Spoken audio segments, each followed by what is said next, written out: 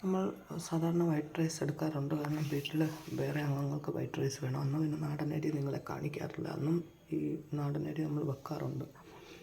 പിന്നെ നമ്മുടെ നെത്തോലി പീര പറ്റിച്ചത്, നെത്തോലി വറുത്തത്, അല്പം പച്ചമോര്, പിന്നെ ഈ പൊടിക്കൊഞ്ചും നല്ല തല നോക്കി അതുകൂടെ പച്ച അരച്ച് വെച്ചത്, ചീനി. ഇത്രയാണ് നമ്മൾ. ബാക്കി കൊഞ്ച് നമ്മൾ നാളത്തേക്ക് എടുത്ത് വെച്ചേക്കുവാണ്.